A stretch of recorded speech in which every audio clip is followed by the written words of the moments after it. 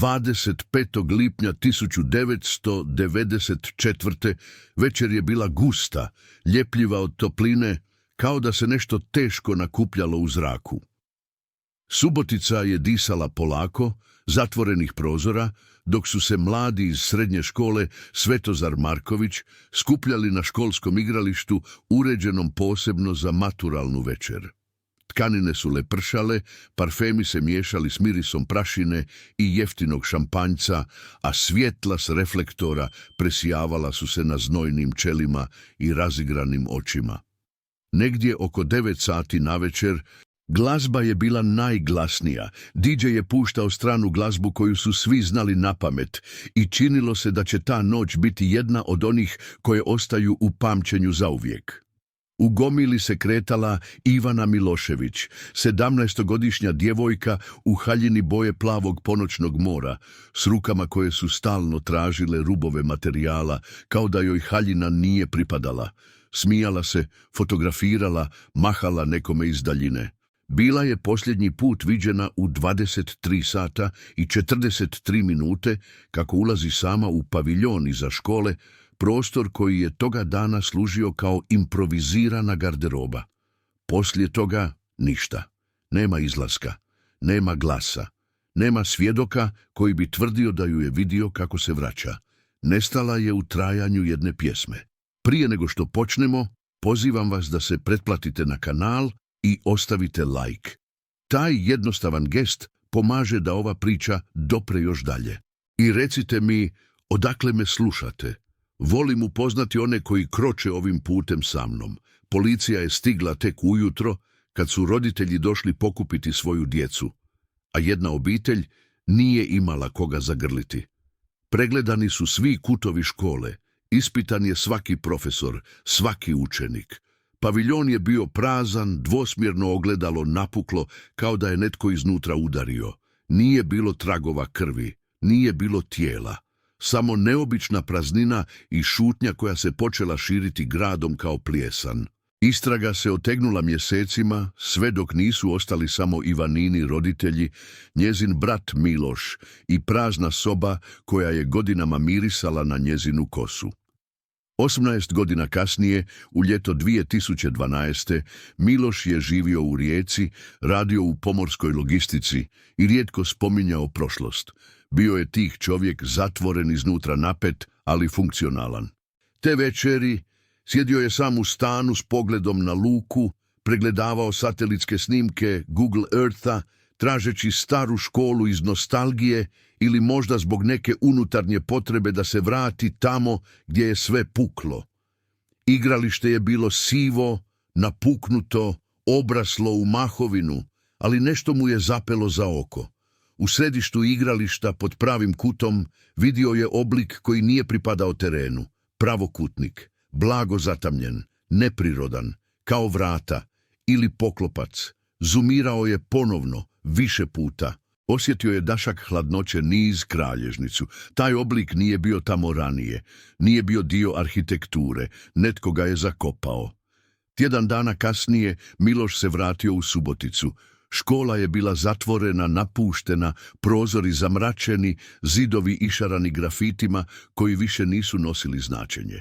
Igralište je bilo napuklo na više mjesta, ali pravokutni oblik bio je i dalje vidljiv kad znaš što gledaš. Nije rekao nikome zašto se vratio, nije otišao na policiju. Samo je stajao nasred igrališta u tišini, slušajući vlastiti dah, kao da očekuje da će nešto progovoriti iz dubine ispod betona. Toga istog dana u staroj kući svojih roditelja pronašao je kutiju prepunu Ivaninih crteža, pisama, starih kazeta i jedne razglednice bez pošiljatelja. Na razglednici je bila ista škola fotografirana iz zraka, igralište, pravokutnik označen tankom crvenom olovkom. S druge strane samo 3 riječi: ona još čeka. Miloš je te noći spavao nemirno, kao da ga netko promatra. U snu čuo je glazbu, istu onu iz maturalne večeri, pomiješanu s glasom koji doziva. Ivana, budan, znojav, sjeo je na rub kreveta i znao. Ovo nije gotova priča, ovo nikada nije bila priča s krajem. Nešto je ispod igrališta, nešto što čeka da bude pronađeno. Ili da ponovno nestane. Miloš Milošević se nije vraćao u Suboticu gotovo 10 godina. Grad je ostao smrznut u njegovom sjećanju. Svjetiljke koje trepere, autobusna stanica s mirisom ustajalo ulja i vlage, fasade koje se ljušte poput rana koje nitko ne liječi. Kada je tog srpanjskog jutra izišao iz autobusa, zrak je bio težak, pun insekata i neizgovorenih rečenica. Nosio je malu torbu, izlizanu mapu i USB stik u džepu, kao da mu to može pomoći u onome zbog čega je došao. Škola Svetozar Marković stajala je poput napuštenog kazališta. Vrata su bila zapečaćena, prozori zaštićeni rešetkama koje više nikome nisu bile prepreka, jer nitko više nije želio unutra. Dvorište je bilo zaraslo, a igralište popucalo poput presušenog tla. Onaj pravokutni oblik, i dalje vidljiv iz zraka, sada je bio samo nejasna sjena u betonu, ali Miloš ga je prepoznao odmah. Nije znao točno što traži, samo je znao da ne može otići bez da pokušava razumjeti, bez da je pita. Subotica je bila grad koji šuti. Ljudi su ga prepoznavali, klimali glavom, ali nitko nije ništa pitao, kao da svi znaju zašto je tu i kao da su svi odlučili da o tome više ne govore. U obiteljskom stanu sve je bilo točno kako su ostavili. Prašina na policama, stari radio u kutu i miris, mješavina vlage, starog drveta i nečega što je podsjećalo na Ivanin parfem. Miloš je sjedio u njezinoj sobi satima. Na stolu su još bile bilješke iz biologije, knjige s podcrtanim rečenicama i ogledalo prekriveno maramom. Nije je skinuo. Nije imao pravo. Sljedećeg dana krenuo je s popisom starih prijatelja, nastavnika, ljudi koji su bili tamo te noći. Neki su se preselili, neki umrli, ali nekoliko ih je ostalo. Prva je bila Jelena Petrović, tada najbolja Ivanina prijateljica, danas prodavačica u maloj knjižari blizu centra. Kad je Miloš ušao, podigla je pogled i odmah ga prepoznala. Oči su joj zadrhtale, ali ništa nije rekla. Tek kad su izašli iz radnje, u kafiću pored, počela je pričati. Govorila je tiho kao da ih netko može čuti. Svi smo lagali, Miloše, rekla je, ali nismo znali da će otići zauvijek. Nije znala objasniti što točno, samo da je Ivana te noći bila uznemirena, da je plakala, ali nije htjela reći zašto. Da je rekla, ako se nešto dogodi, ne traži me. Miloš je upijao svaku riječ kao kap vode. Jelena je iz torbe izvadila staru fotografiju, maturantsku grupnu, i gurnula je prema njemu. Pogledaj dobro, rekla je. Na slici su svi bili tamo. Ili su barem trebali biti. Miloš je brojio lica. Nešto nije štimalo. Jedan učenik, Marko Nikolić, tada sin školskog ravnatelja, bio je na popisu, ali ne i na slici. Ili je bio skriven. Ili je netko naknadno retuširao sliku.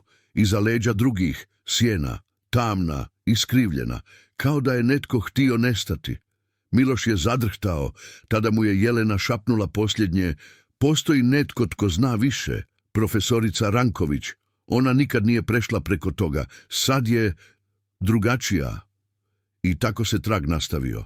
Grad je šutio, ali ljudi su počeli puštati riječi koje su godinama gušili. Kao da je Milošev povratak otvorio pukotinu u nečemu zapečaćenom. Nije znao kamo ga vodi, ali znao je da mora dalje. Da se istina ne nalazi na površini. Da je možda zauvijek bila pod zemljom. Profesorica Radmila Ranković živjela je na rubu grada, u kući koja je djelovala kao da se svaki dan malo više naginje prema zemlji. Bila je u mirovini već godinama, ali nije napustila Suboticu. Neki su govorili da se povukla zbog bolesti, drugi da je jednostavno poludjela. Milošu je trebalo 3 dana da je pronađe. Nije odgovarala na pozive. Na vrata je kucao dugo, dok se napokon nije otvorio prozor na katu i pojavio se blijed, naboran profil žene koja ga je promatrala bez riječi. Prepoznala ga je. Nije bilo sumnje. Pogledom ga je pozvala unutra. Kuća je mirisala na vlagu, lijekove i star papir. Zavjese su bile navučene, televizor ugašen, ali na stolu su bili razbacani papiri, crteži, stare bilježnice s poznatim imenima. Ti si njezin brat, rekla je, bez da je čekala potvrdu. Sjela je, polako, kao netko tko zna da vrijeme više nije važno. Ivana je znala nešto što nije smjela znati. Miloš je šutio, pustio je da govori. Te večeri bila je u zbornici prije nego što je nestala. Netko ju je tamo vidio, ali nikada to nije rekao policiji. Ja sam je tražila, pitala sam ravnatelja. Rekao je da umišljam, da matura nije vrijeme za paranoju. Glas joj je zadrhtao, ali nastavila je. Iz jedne kutije izvadila je staru, poderanu mapu i pružila mu. Unutra zgužvane fotografije, isječci iz novina, crteži i jedan list papira s Ivaninim rukopisom, zabilješke, imena, vrijeme, rečenice poput nešto je ispod. Ravnatelj zna. Marko je lagao. Miloš je listao, prsti su mu drhtali. Jedna fotografija bila je posebno uznemirujuća.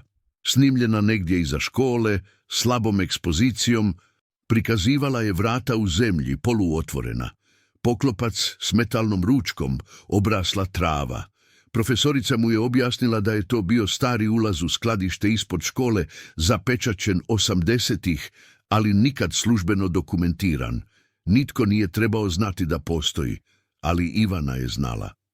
Pronašla je to i rekla mi, bila je uplašena, ali odlučna. Miloš ju je pitao zašto to nije rekla ranije, pogledala ga je kao dijete koje zna da nitko ne bi povjerovao. Pokušala sam, ali nakon što sam počela pitati previše, dobila sam poziv s gradske uprave. Ušutjela sam, bojala sam se. Miloš je uzeo mapu, obećao da će je vratiti. Profesorica je kimnula, ali u očima joj je bilo jasno da zna, ništa se neće vratiti. Na putu kući nosio je mapu kao relikviju. Te noći nije spavao. Gledao je fotografiju metalnog poklopca, pokušavao ga smjestiti u sadašnji prostor. Igralište, pravokutnik. Sve se počelo slagati. Sutradan je otišao do škole. Ovaj put s malim ručnim detektorom metala, posuđenim od poznanika. Hodao je polako po igralištu, slušao tišinu i povremene udarce uređaja. Na središnjem dijelu detektor je zapištao. Tiho, upozoravajuće. Opet je prešao. I opet isti zvuk. Nešto je bilo ispod. Nije znao što. Samo da nije prirodno. Beton je bio debeo, ali na nekim mjestima već oštećen. Kleknuo je, rukom opipao površinu, tražeći tragove pukotina. Osjetio je hladnoću koja se dizala iz tla. Srce mu je tuklo prebrzo. Nije još znao što će učiniti, samo da mora znati, da ovo više nije bila samo potraga za sestrinom sudbinom. Ovo je postajalo nešto veće, nešto što je duboko urezano u kosti grada, a svi su se pretvarali da ne postoji. Miloš je znao da ne može čekati dozvolu, da nitko neće doći pomoći. Istina je bila zakopana, doslovno, iako je itko namjeravao pronaći odgovore, morao je to učiniti sam. Sljedećih nekoliko dana, svake večeri nakon zalaska sunca, vraćao se na igralište. Donio je lopatu, čekić, baterijsku lampu i staru kampersku vreću da zakloni ono što radi. Počeo je kopati tiho, strpljivo, na mjestu gdje je detektor najglasnije pjevušio. Prva noć bila je samo upoznavanje s tlom. Beton je bio tvrd, ali na nekim mjestima već raspuknut. Iskoristio je postojeće pukotine, proširio ih dljetom i polako skidao sloj po sloj. U tišini noći svaki udarac zvučao je kao pucanj. Srce mu je tuklo u ušima, znoj mu se slijevao niz leđa, ali nije stajao. Drugu noć došao je ranije. Nije bilo nikoga u blizini. Grad je bio tih, kao da ga štiti ili odobrava. Uspio je otvoriti rupu širine metar. Tlo ispod betona bilo je vlažno, glineno, lakše za kopanje. Mirisalo je na zarobljeno vrijeme. Treću noć osjetio je nešto pod lopatom, tupi zvuk, metal. Kleknuo je, rukama čistio zemlju, centimetar po centimetar, dok se nije ukazala zarđala površina. Pravokutna, s rupama na rubovima, kao da je nekoć bila zaključana vicima. Nije to bio poklopac šahta, bio je to ulaz. Ili poklopac na kutiji, ili grobnici, nije znao. Samo je znao da nije slučajno tu. Sjeo je pored, ostao tako sat vremena gledajući u rđu i slušajući tišinu iz dubine. Sljedećeg jutra otišao je u gradsku arhivu. Pristojno, ali odlučno, zatražio pristup starim planovima škole. Arhivar, starac s drhtavim rukama, dugo je listao fascikle.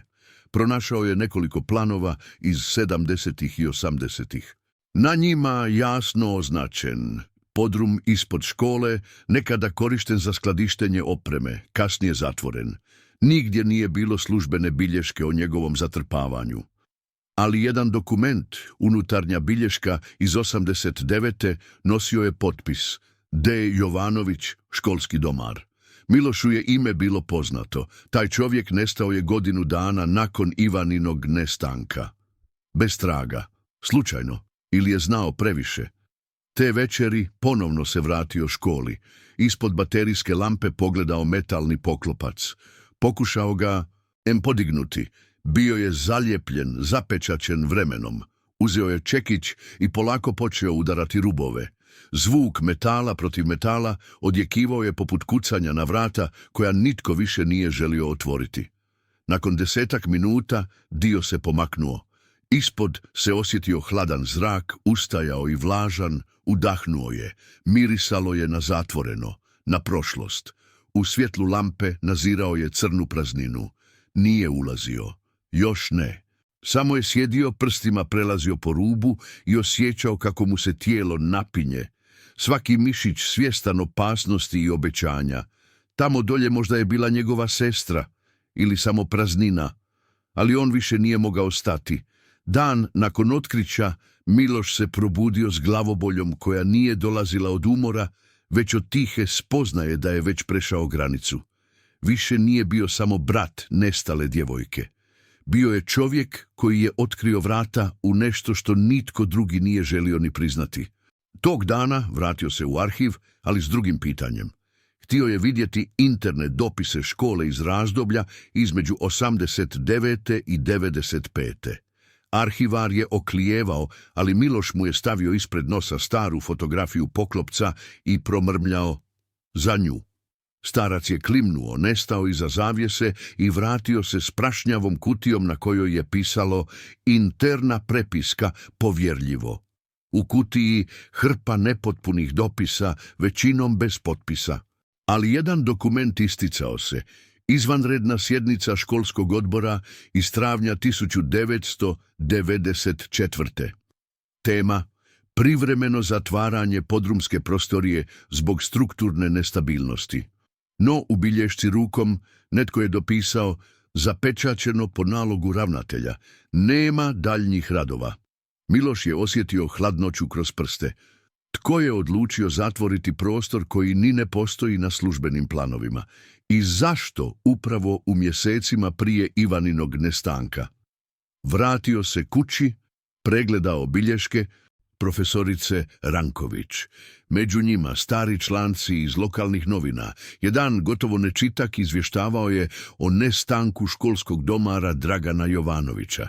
Nestao bez oproštaja, bez poruke, bez ikakvih osobnih stvari. Policija nije našla ništa sumnjivo. Tek rutinska prijava. No ispod članka rukom dopisana rečenica: znao je za vrata, bio je posljednji unutra. Te noći Miloš nije otišao u školu. Umjesto toga otišao je do gradske knjižnice. Tamo je među mikrofilmovima pronašao lokalni časopis iz 94. Maturalna večer, naslovi puni slavlja, nasmiješena lica, ali jedno ime se ponavljalo više nego ostala: Marko Nikolić, učenik generacije, sin ravnatelja, govor na završnoj svečanosti, fotografije. No kad je pažljivo pogledao sliku s govornice, iza Marka, u sjeni, stajala je Ivana. Pogled joj nije bio usmjeren na publiku, već negdje sa strane, prestravljen, kao da gleda nekoga tko ne bi smio biti tamo. Miloš je uvećao kadar. Desno, uz rub pozornice, jedva vidljivo, cipele. Crne, elegantne, muške, isti uzorak kao na jednoj drugoj slici koju je imao kod kuće. Svečana večer, učenici, poklopci šampanjca. A iza njih isti ti crni, poznati, izlizani vrhovi cipela. Netko tko je bio prisutan na svakoj slici, ali nikad u fokusu, u hladu. Miloš je počeo shvaćati. Ovo nije bilo spontano. Ivana nije nestala zato što je bila na krivom mjestu u krivo vrijeme. Bila je svjedok. Ili je pronašla nešto. Nešto što su drugi pokušali sakriti. Poklopac nije bio zakopan da spriječi nesreću. Bio je zapečaćen da zadrži istinu. A možda i tijelo. Sljedeće noći Miloš je ponio više alata. Neće više kopati sam. Potražit će pomoć. Bilo koga tko će ga slušati. Ali u dubini je već znao, jedini koji još želi istinu bio je on. Grad je odavno odustao, a škola je samo šaptala starim zidovima ono što više nitko nije htio čuti. Fascikl s oznakom Ranković skrivao je još nešto. Na dnu, ispod slojeva papira i starih izrezaka, nalazila se plastična kutija s VHS kazetom i s blijedjelom naljepnicom na kojoj je pisalo samo Matura 94. Miloš je drhtavim rukama umetnuo kazetu u stari videorekorder koji je pronašao u podrumu obiteljske kuće. Slika se tresla, zvuk je bio slab, ali prepoznatljiv.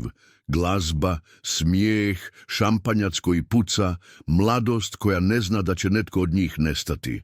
Kamera je šarala po dvorištu škole, snimajući lica koja su sada već bila odrasli ljudi, možda roditelji, možda šutljivi susjedi koji ga izbjegavaju pogledati na ulici. Na snimci Ivana je plesala. Kosa joj je padala niz leđa, haljina se presijavala pod svjetlima. Osmijeh koji više nije postojao nigdje osim tu, na magnetnoj traci. Iza nje netko ju je dodirnuo po ramenu.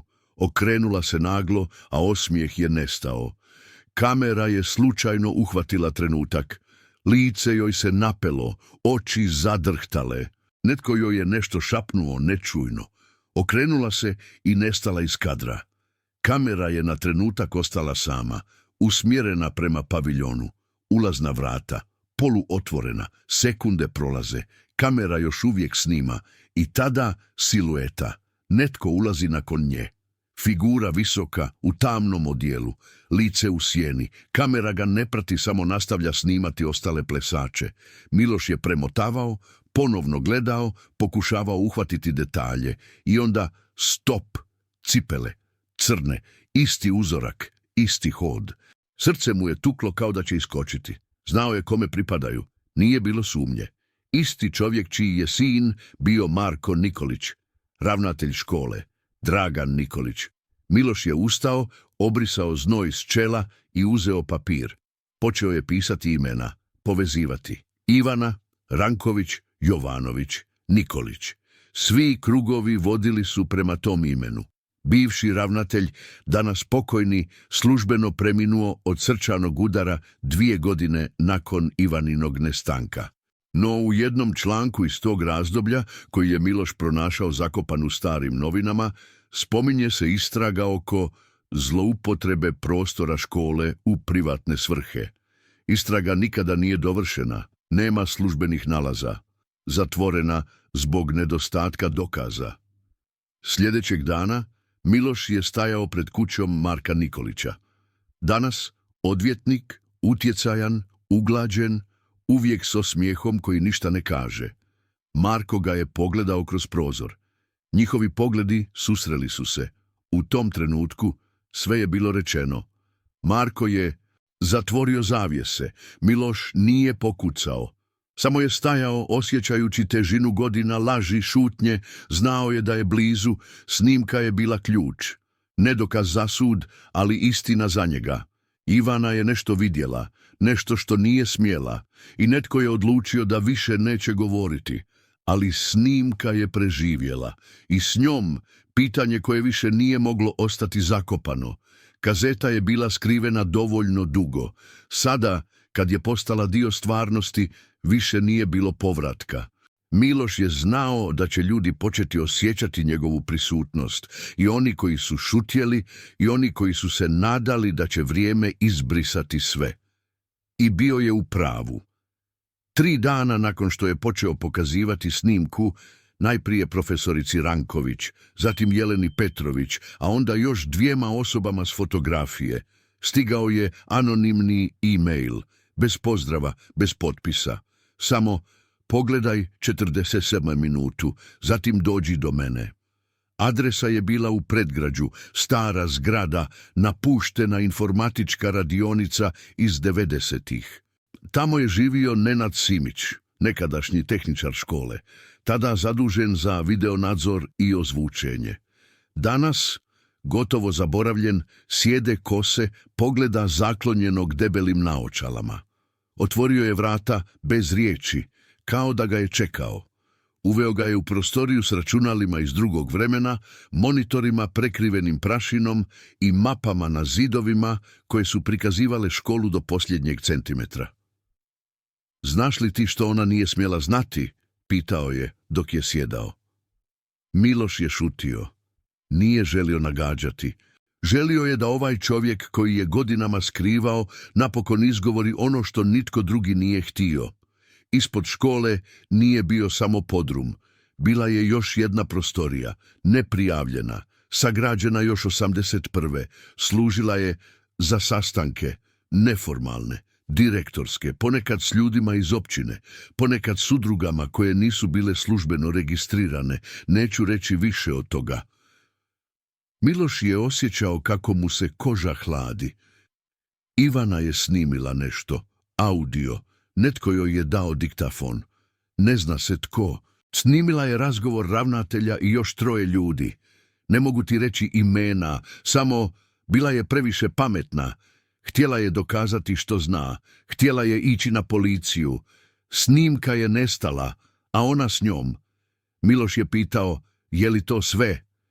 Simić je slegnuo ramenima, pogledao kroz prozor kao da očekuje nekog da ih sluša. Ne, netko ju je zatvorio ispod. Ne odmah. Prvo su je pokušali ušutkati, nisu uspjeli. I kad je otišla preblizu, kad je pokušala ući sama, možda ju je netko slijedio. Nije rekao ubio, nije rekao zakopao. Ali bilo je jasno. Miloš je ustao bez riječi, znao je što mora učiniti. Sljedećeg jutra iznajmio je malu građevinsku bušilicu. Došao je rano, još prije izlaska sunca. Nitko nije bio u blizini. Igralište je disalo svoju vlagu i prljavštinu, ali bilo je mirno. Počeo je razbijati beton, centimetar po centimetar. Zvuk je odjekivao prazninom. Kad je otvorio dovoljno, spustio se. U crnilu baterijska lampa otkrila stubište. Zrak je bio gust, prašnjav, ali podnošljiv. Silazio je polako, korak po korak, dok nije stao pred vrata. Stara, metalna, zaključana ili samo zahrđala. Udarac, pa drugi. Vrata su se otvorila. Unutra soba od betona bez prozora. Na podu ostaci. Ne kostur, ne još, ali komadi odjeće, tkanina plava. Boje ponoći, metalna kopča, ispod toga komadi kosti i nešto što je zaustavilo sve u njemu. Studentska iskaznica, Ivanina fotografija, nasmiješena, kao da gleda negdje daleko ne znajući. U kutu prostorije spaljeni papiri i ono što je nekad bio diktafon. Zgažen, ali još uvijek prepoznatljiv. Na zidu crvenim sprejem ili možda krvlju riječi: zna se više nego što se priča. Miloš je sjeo na pod. Nije plakao, nije vikao, samo je disao, duboko, kao da je prvi put.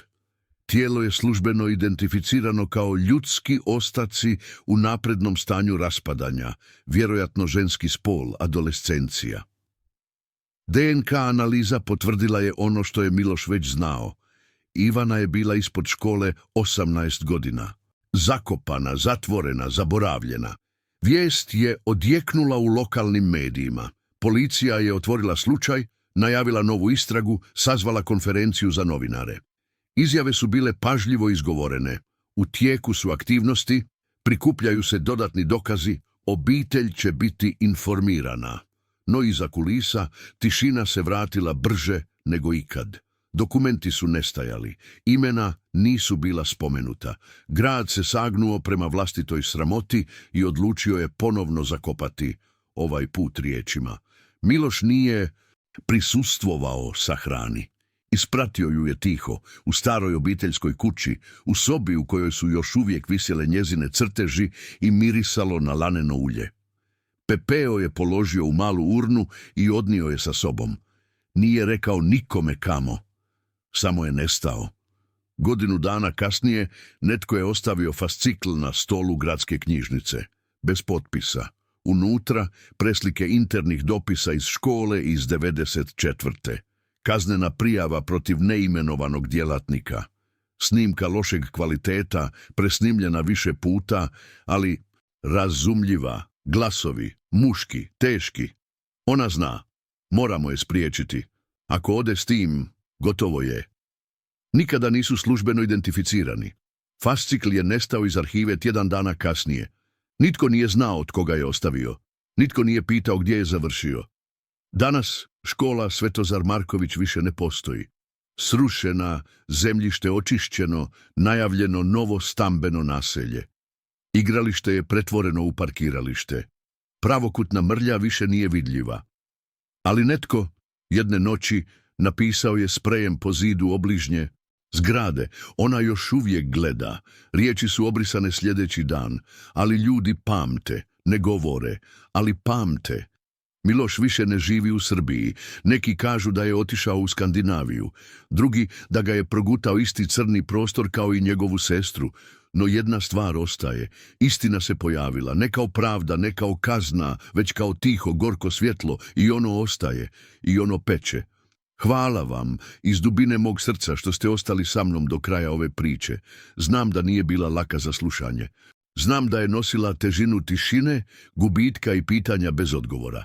Ali ako ste još ovdje, to znači da ste osjećali sa mnom. I to mi znači više nego što mogu reći riječima. Svaki vaš komentar, svaki mali srce, svaka podijeljena riječ, to nisu samo brojevi. To su tragovi.